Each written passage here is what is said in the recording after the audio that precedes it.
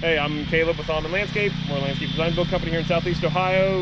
In this video, we're going to talk about some grading and seeding work, which I don't like doing.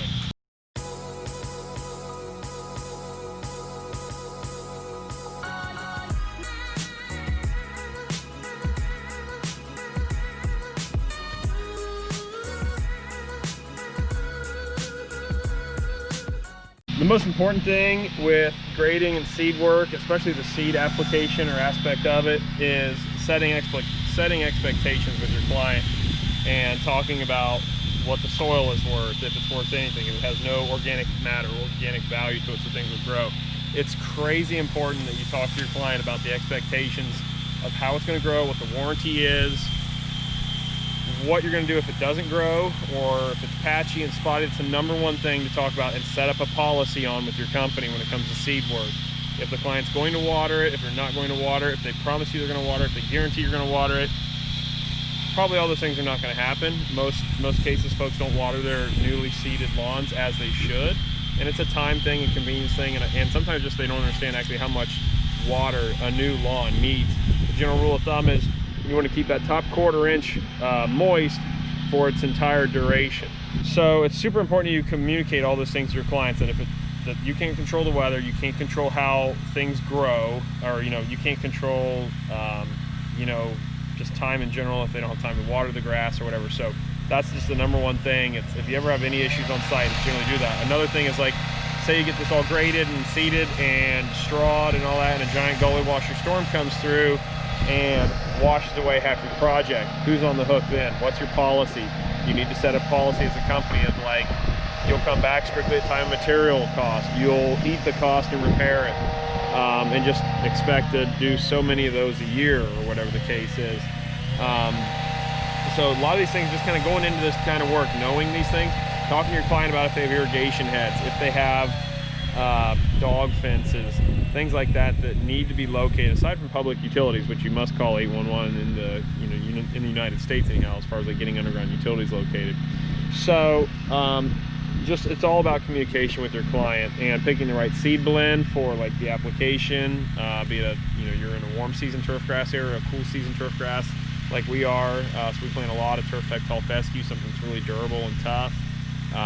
If it were a more, because I don't want to do any more grading and seeding work than I absolutely have to, and I don't know why I'm actually proposing doing this one, but we're already here working. We got the machines. It's fall. It's a great time.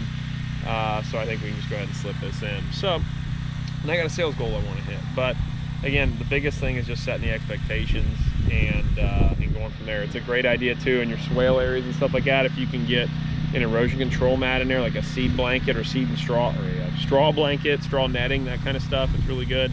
Hydro seeding's awesome, and there's guys that love this kind of work.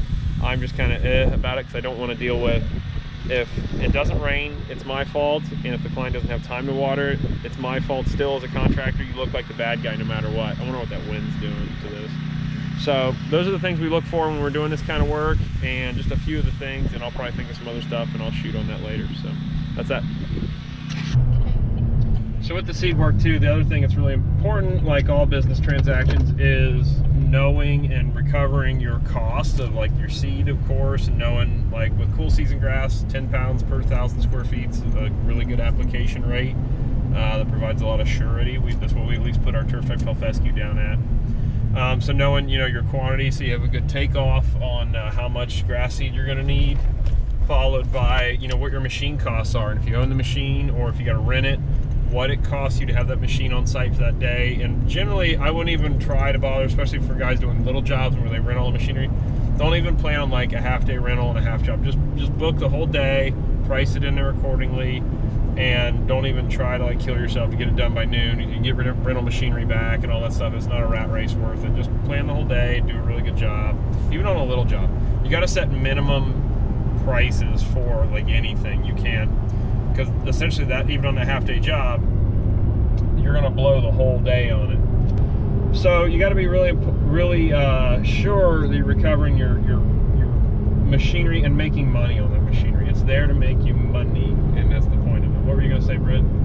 So if you're renting machinery, then you should try to book your seed jobs together, back to back.